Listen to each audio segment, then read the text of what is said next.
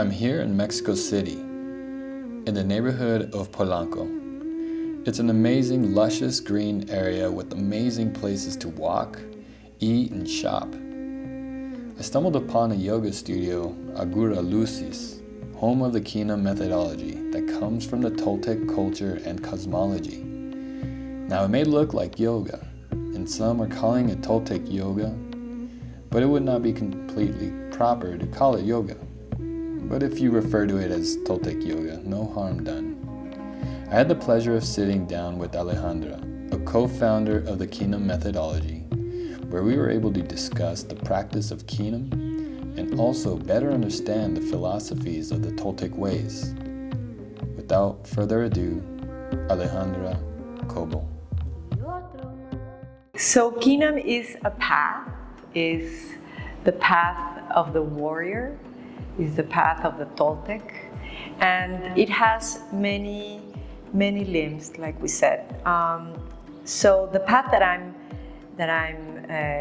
more knowledgeable about is the practice of the body, and this is one of the paths. We can find other paths that have to do with a calendaric, other paths that have to do with the Nahualic techniques, other paths that have to do with mathematics and breathing and more of the philosophical ways, understanding, But this path of the Kinam method of the Toltec postures of power is one that combines certain parts of the other ones, but it goes very profoundly on the work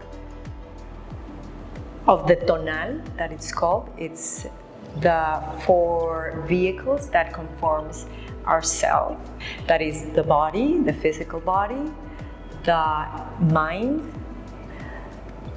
the emotions, the energetic, the energy of the body, the vital energy, in order to polish ourselves to get into that 5th element, the etheric element, that has to do with the opening of the consciousness and opening the perception. That's the final or one of the objectives of this. How can we free ourselves from this perception that it's limited and open ourselves to see the world with another perception, a higher perception?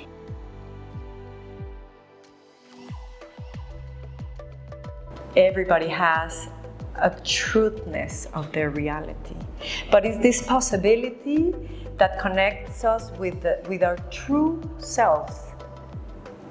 It doesn't have to be the same for me and for you, and that's the beauty of it. That every direction is related to the the routes, the 4 directions: north, south, east, west, and the center. Those are we call them ways, paths, or routes. So each one has certain postures. We have 4 main postures for each of those routes, okay? And in the center we have also 4. And each one has a different level. So for example, if we start with the south, the postures are gonna be standing up, and the south represents the earth, and it has a yellow color, and it connects with the physical body, with matter, and it also connects with life. And the postures have that inclination. They're standing up because we are like antennas. So we want to translate the energy from the ground to the cosmos and at the same time bring it down from the cosmos to the ground.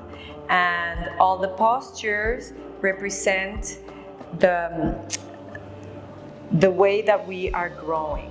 When we're a seed, when we start being a child, when we are adolescent, and when we are a grown man.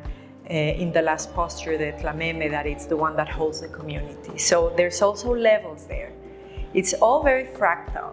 So each of these is going to have the first posture being very animal-like, like from the basal brain, the animal brain, that it's right there where the cerebellum is, and talks about more of the impulses.